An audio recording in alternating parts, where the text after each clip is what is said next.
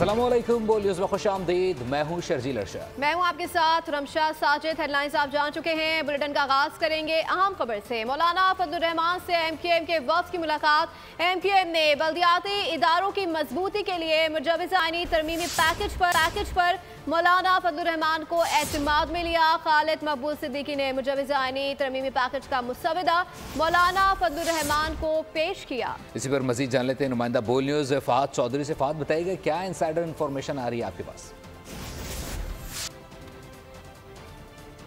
अमीर इस्लाम मौलाना फजलुर रहमान से मुलाकात के लिए आज मुत्तहिदा कौमी मूवमेंट पाकिस्तान का वफ्द डॉक्टर खालिद मकबूल सिद्दीकी की सरबराही में मौलाना फजलुर की रिहाइशगाह पर पहुंचा और एमक्यूएम के वफ्द में गवर्नर सिंध कामरान टिसौरी, अमीनुल हक, फारूक सत्तार भी शामिल हैं और इस वक्त मुलाकात जारी है। मौलाना फजलुर रहमान से ज़राए के मुताबिक इस मुलाकात में मुत्तहिदा कौमी मूवमेंट पाकिस्तान ने जो मुजव्वज़ा बल्दियाती निज़ाम में इस्लाहात पर मबनी आइनी पैकेज है उसका मुसव्वदा मौलाना फजलुर रहमान के हवाले किया, उनको पेश किया और ज़राए के मुताबिक इस पर जो है मौलाना फजलुर रहमान की हिमायत भी मांगी, दरख्वास्त की, हिमायत की और ये कहा कि मजबूत बल्दियाती निज़ाम है वही तरक्की के ज़रूरी है। और इसके अलावा राय के मुताबिक इस मुलाकात मौलाना फजलुर रहमान ने जो मदारिस की रजिस्ट्रेशन से मुतालिक सोसाइटी रजिस्ट्रेशन तरमीमी पर मुमलिकत के जो एतराज़ात हैं उन पर अपने तहफ़्फ़ुज़ात से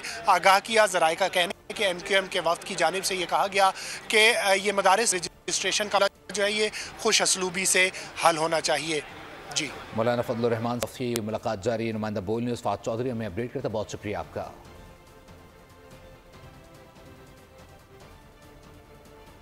और आगे बढ़ते हुए आपको बताएं कि लंदन की अदालत ने सारा कत्ल केस का फैसला सुना दिया है। सारा के कातिल इरफान शरीफ और सतेली वालिदा मनीष बतूल को उम्र कैद की सजा सुना दी गई है। लंदन की अदालत के फैसले के मुताबिक इरफान को 40 और मनीष को कम अज कम 33 साल कैद होगी। सारा के चचा फैसल मलिक कत्ल के इल्जाम से बरी। सारा शरीफ की लाश परसों से जायद जख्मों के निशान थे और जज के मुताबिक मनीष बतूल ने इरफान शरीफ के तशद्दुद में मुआवनत की है। अपडेट करें आपको इस हवाले से, मनीष बतूल को सारा के तशद्दुद और कत्ल को छुपाने में मुलविस करार दिया गया है। मनीष बतूल का रवैया वाज़ेह करता है कि उसे सारा की परवाह नहीं थी। मनीष बतूल ने सौतेली मां के तौर पर सारा को तशद्दुद का निशाना बनने दिया। यूनान में कश्ती डूबी, ऐसे वाक़यात में बेगुनाह जानें चली जाती हैं। इंसानी स्मगलिंग संजीदा मसला है, इस पर अला सतह का इजलास बुलाऊंगा। वज़ीर आज़म शहबाज शरीफ की वफाकी काबीना इजलास में गुफ्तगू, कहा कि पोलियो के खात्मे में रुकावटें डाली जाती हैं जो कि इंतहाई अफसोसनाक अमल है। कल कर्क में इंसदाद पोलियो टीम पर हमले में एक पुलिस एहलकार शहीद हो गया। फिर भी इंसदाद पोलियो वर्कर्स दलेरी के साथ मुहिम चला रहे हैं। ज़िला कर्क में जो पोलियो की ख़ात्मे के लिए जो हमारी टीमें निकली हुई दिन रात वो काम कर रही हैं। कर्क में वहाँ पे एक पुलिस का एक सिपाही शहीद हो गया, एक ज़ख्मी हो गया। पोलियो का वर्कर है, फील्ड वर्कर है, वो इंतहाई दिलेरी के साथ वो इस मुहिम में शरीक हैं। पोलियो जो कि दुनिया में हर जगह इसका ख़ात्मा हो चुका है मां सिवाय पाकिस्तान और अफ़गानिस्तान के, आज भी इसके ख़ात्मे के लिए जो रुकावटें पैदा की जाती हैं वो इंतहाई अफसोसनाक हैं। यूनान में वो कश्ती डूब गई, उसमें अफसोसनाक वाक़े में 5 पाकिस्तानी भी वो डूब गए, अल्लाह के प्यारे हो गए। बेगुनाह जानें इस तरह ज़ाया होती हैं। तो ये मैं समझता हूँ कि एक सीरियस चैलेंज है। इसके ऊपर मैं इंशाअल्लाह चंद दिन में जो मुतल्लिका जो वज़रा हैं और सेक्रेटरीज़ उनकी मैं मीटिंग बुला रहा हूँ। हमसे कह दें कि हम गुलाम हैं, फिर हम जाने और हमारी गुलामी। अब बात आगे गई तो फिर ऐवान नहीं मैदान होगा। क्या अब IMF के इशारों पर कानून साजी होगी? सरबराह जमीयत उलमा इस्लाम मौलाना फजलुर रहमान का इज़हार ख्याल, कहा कि सदर के पास दूसरे एतराज़ का आईनी इख्तियार नहीं, सदर 10 रोज़ में दस्तखत ना करे तो बिल कानून बन जाता है। एक्ट बन चुका है, इसका गैजेट क्यों जारी नहीं किया जा रहा? जिस पर वज़ीर कानून आसिम नसीर तारड़ ने कहा कि मौलाना काबिल एहतराम है, कहा कि कोई बिल सदर के दस्तखत के बगैर नहीं बनता। अगर सदर दस्तखत नहीं करेंगे तो एतराज़ के साथ मुश्तरका इजलास को भी भेज देंगे। क्या हम आज़ाद मुल्क नहीं है? और अगर आज़ाद नहीं है तो कह दिया जाए कि हम वाक़अतन गुलाम हैं, फिर हम जाने और गुलामी जाने। हमने ये तय किया था कि ये बिल पास होगा, ये बिल पास किया, सेनेट ने भी, कौमी असम्बली ने भी किया। IMF और फला फला वो पाकिस्तान के साथ ताउन छोड़ देंगे, उसके हमारी कानून साजियाँ क्या उनकी हिदायत के मुताबिक होंगी? अगर कानूनी तौर पे ये इसी शक्ल में निकल सकता है तो सर आंखों पे इसको अच्छी तरह देख लिया जाए। आपका वो जो दूसरा एतराज़ है वो आईनी लिहाज से भी ठीक नहीं है, एक्ट बन चुका है और उसका गज़ट नोटिफिकेशन क्यों नहीं हो रहा है? जो भी कानून साजी होती है वो उस वक्त तक मुकम्मल नहीं होती जब तक उस कानून साजी पे सदर मुमलिकत के दस्तखत यानी कि उनकी असेंट, उनकी रजा शामिल नहीं होती। ने सिविल नाफरमानी की बंदूक तान रखी है, गन पॉइंट पर मुज़ाकरात नहीं होते। वज़ीर दिफा ख्वाजा आसिफ ने PTI से मुज़ाकरात की तरदीद कर दी। कौमी असम्बली में इज़हार ख्याल करते हुए कहा कि सिविल नाफरमानी की कॉल देते हैं और फिर मुज़ाकरात का रोना रोते हैं। मेरी ज़बान जहर और आग उगलती है तो आपकी भी ज़बान से फूल नहीं झड़ते। 12 लाशों पर हम इन्ना लिल्लाह कह देते। रेंजर्स और पुलिस की शहादत पर अफसोस इसी तरह होना चाहिए। मेरे मतलब कहा कि मेरी ज़बान भी आग उगलती है, बिल्कुल ठीक कहा उन्होंने। मेरी ज़बान में भी कोई शरीनी नहीं है। आप मुझे बताएं कि आपकी तरफ से कौन से जो है फूल जड़ते हैं जो ज़बानों से जब आप बातें करते हैं। मैंने कल कंफर्म किया था कि मुज़ाकरात की कोई बाज़ाब्ता कोई शुरुआत जो है नहीं की गई। इस सिलसिले में कोई रिस्पॉन्स जो है उसी वक्त हो सकता है कि उस सब्सटेंटिव किस्म का इनिशिएटिव लिया जाए। अगर कोई आप किसी इनिशिएटिव की बात करते हैं तो कोई कम अज़ कम जो है ये गन पॉइंट के ऊपर तो मुज़ाकरात नहीं हो सकते कि आप बार बार जो है इस्लामाबाद पे हमला करें, साथ जो है कॉल दें सिविल नाफरमानी की।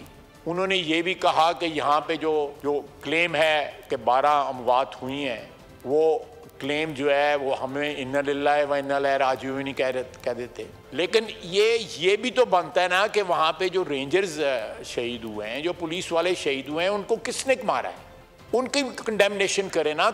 अपोजिशन कमेटी बनाएं और कहे कि हम पॉलिटिकल डायलॉग करना चाहते हैं तो हम भी उसके लिए तैयार हैं। राना सनाउल्लाह की कौमी असम्बली में तजवीज़ कहा सियासी डायलॉग के सिवा सियासी मसाइल के हल का कोई और ऑप्शन नहीं। जब तक हिज़्ब इक़्तिदार और हिज़्ब इख्तिलाफ मिलकर बात नहीं करते तो ये सिस्टम नहीं चल सकता। ये बात उस वक्त भी कही थी जब हम पर मुकदमात बनाए जा रहे थे। इमरान खान साहब ने एक कमेटी बनाई है, उस कमेटी को बनाने के बाद बजाय इसके के बाद शुरू होती तो उसका जो है वो आगे से जो है वो कोई रिस्पॉन्स जो है वो अच्छा नहीं दिया गया। हिज़्ब इख्तिलाफ और हिज़्ब इक़्तिदार आपस में बैठ के डायलॉग नहीं करेंगी, पॉलिटिकल डायलॉग नहीं होगा, ये सिस्टम नहीं चल सकता। डायलॉग होना चाहिए, बैठ के बात होनी चाहिए। अगर मुज़ाकरात पॉलिटिकल पार्टीज़ के दरमियान, फोर्सेस के दरमियान डायलॉग नहीं होगा तो बात जो है वो आगे नहीं चलेगी। 2013 में बानी PTI लिफ्टर से गिरे, हमने इंतखाबी मुहिम मुअत्तल की। पूरी नून लीगी क़यादत बानी की आदत के लिए शौकत खानम अस्पताल गई। उसे हमारी सियासी कमज़ोरी समझा जाने लगा। वफाकी वज़ीर इत्तलात अता तारड़ का कौमी असम्बली में इज़हार ख्याल। मज़ीद कहा नवाज शरीफ ने बनी गाला जाकर दोस्ती का हाथ बढ़ाया था, लेकिन हमारी दानिशमंदी और काविश को कमज़ोरी समझा गया। मुखालिफ से मुखालफत करने का मज़ा तब आता है जब वो मैदान में हो। इमरान खान साहब का मैं अक्सर ये जिक्र करता हूं कि 2013 के इलेक्शन में वो जब लिफ्टर से गिरे, पार्टी मीटिंग कॉल की गई कि बानी चेयरमैन PTI लिफ्टर से गिरे हैं, हमें कैंपेन नहीं करनी चाहिए। पूरी सीनियर लीडरशिप शौकत खानम अस्पताल गई, उनकी तीमारदारी की। हमारी इस काविश को, हमारी इस दानिशमंदी को हमारी कमजोरी समझा गया। मियां नवाज शरीफ ने सबसे पहले बनी गाला का रुख किया और एक और दोस्ती का हाथ बढ़ाया और कहा कि खान साहब हम आए हैं, हम चाहते हैं कि इस मुल्क की इकोनॉमी में आप अपना किरदार अदा करें। एक अच्छा पैगाम लेके, एक मुस्बत पैगाम लेके, उसको भी कमजोरी समझा गया। क्योंकि मुखालिफ से मुखालफत करने का मजा तब आता है जब वो खड़ा हो और मैदान में खड़ा हो। रहनुमा अली मोहम्मद खान का कहना है कि हम इस्लामाबाद के बाहर बैठना चाहते थे, हम लाशों से बचना चाहते थे, बताया जाए कौन लाशें चाहता था। ये भी कहा कि सियासतदान गोली नहीं चलाते, बातचीत करते हैं। हमारे दौर में पीपल्स पार्टी और JUI के लॉन्ग मार्च हुए लेकिन किसी पर गोली नहीं चलाई। अल्हम्दुलिल्लाह हमारे हाथ पर किसी का खून नहीं। रेंजर्स का शहीद आपका ही नहीं हमारा भी शहीद है। हमें और कुछ नहीं चाहिए, डी टॉक के खून का इंसाफ चाहिए। बढ़ाना चाहता है, किसको पता था कि हम किस लिए जा रहे हैं? कौन चाहता था कि डी चौक पे खून बहे? डी चौक के खून का इंसाफ चाहिए। हमारे हाथों में किसी का खून नहीं है, शुक्र अल्हम्दुलिल्लाह। यहां बेशुमार लोग आया करते थे, इसी डी चौक में मैं, परवेज खटक और शेख रशीद इमरान खान के हुक्म पे जाके एंगेज करते थे। यहाँ उलमा कराम आए, यहाँ बिलावल साहब आए, यहाँ मरियम नवाज साहब आई, हमने एंगेज किया, न गोली चलाई। सिविल नाफरमानी अब से नहीं माजी से करते आ रहे हैं। क्या ऐसा शख्स क़यादत का अहल हो सकता है? सिंध के सीनियर वज़ीर शर्जील इनाम एवन की बानी PTI पर तनकीद। कहा कि बानी और लीडरशिप कठपुतली हैं, उनकी डोरियां कहीं और से हिल रही हैं। पीपल्स पार्टी मफाहमत चाहती है, ये धमकियों और गन पॉइंट पर मुज़ाकरात चाहते हैं। कि सबके साथ मुफाहमत हो। पीपल्स पार्टी चाहती है सबसे बातचीत हो। पीपल्स पार्टी चाहती है कि मुल्क में कोई अनारकी ना हो, कोई अफरा तफरी ना हो। लेकिन उनकी बदकिस्मती है कि उनके पास जो हुक्मरान है वो नाअहल तरीन है। उनके जो हुक्मरान हैं वो अफरा तफरी को पसंद करते हैं। ये सिविल नाफरमानी तो अब से नहीं कर रहा, सिविल नाफरमानी तो वो तब से कर रहा है जब उसने बिजली के बिल जलाए थे। कभी बोलता पाकिस्तान पे एटमी बम गिरा दिया जाए, खुदा न खास्ता। तो जिस शख्स की ये सोच होगी, क्या वो लीडर बनने के काबिल है? के साथ ही फिलवक्त न्यूज़ स्टूडियो से इतना ही। मज़ीद बाखबर रहने के लिए विजिट कर सकते हैं हमारी वेबसाइट bolnews.com। देखते रहिए बोल। सब्सक्राइब करें और बेल दबाएं ताकि कोई खबर रह न जाए।